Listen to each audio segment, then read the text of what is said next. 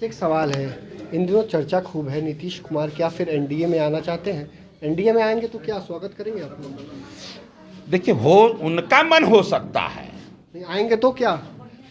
देखिए, भारतीय जनता पार्टी उनको यदि कभी अपने तरफ लिया था कहने पर, तब वो सत्ता में आने के लिए नहीं, बिहार में जो जंगल राज, बिहार को जो पूरे देश में जंगल राज का उपाधि मिल गया था, बिजली, पानी, शिक्षा, स्वास्थ्य, सब जो चरमराया हुआ था, लूट, बलात्कार, हत्या चारों तरफ, जिसके कारण लोग जंगल राज का, उस जंगल राज से निजात दिलाने के लिए भारतीय जनता पार्टी उनको अपनाए थे। लेकिन कभी भी, उस समय नहीं, कभी भी भारतीय जनता पार्टी कोई कदम उठाती है तो प्रांत का हित देख करके, इसलिए समय आने पर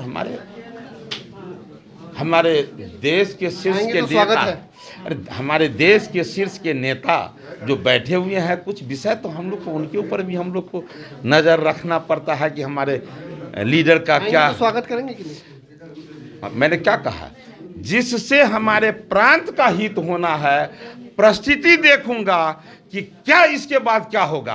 परिस्थिति यदि बिहार के लिए अहित में होगा तो कोई भी निर्णय ले सकता। अच्छा, अभी जो स्थिति है लॉ एंड ऑर्डर को लेकर, वो क्या स्थिति लगती है? क्योंकि लगातार हत्याएं हो रही हैं। अरे ये अभी हमसे पूछने की आवश्यकता आपको पड़ रहा है।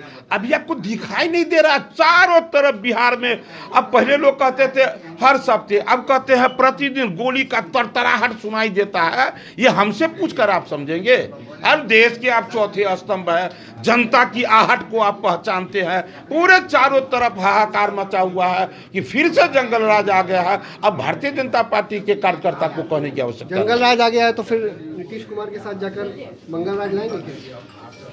देखिए, हमने क्या कहा कि बिहार को संभालने के लिए चाहे मुझे जो भी कुर्बानी देना पड़ेगा, वो कुर्बानी के लिए भारतीय जनता पार्टी के सिपाही तैनात। अच्छा, एक अंतिम सवाल है, शिक्षा विभाग के अपर मुख्य सचिव के पाठक को हटाने के लिए माले लगी हुई है, लेकिन आरजेडी ध्यान नहीं दे रही है। माले के जो एमएलसी है उन पर कार्रवाई की गई, एमएलसी संजय सिंह है, उनका पेंशन रोक दिया गया, हटाने की। देखिए, के पाठक को क्या लगता है? देखिए, ये बात है ना, के पाठक वो क्या कहते हैं, आम के व्यापारी जो है ना, जिस डब्बा में देख लेता है आम 5 ठो सड़ गया है तो कोशिश करता है उस 5 ठो आम को हटा दे।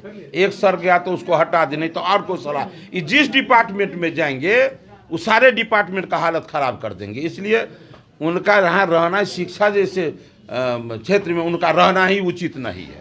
तो आपने सुना है क्या कुछ कहा? हरीश सहनी है, नेता प्रतिपक्ष है, कई सारी बातों को उन्होंने कहा है और साफ साफ कहा है कुर्बानी देने को तैयार है, बिहार के लिए कोई भी कुर्बानी देंगे। वहीं आईएएस के पाठक को लेकर भी कई सारी बातों को कहा है, खूब गुस्से में दिखाई दिए हैं।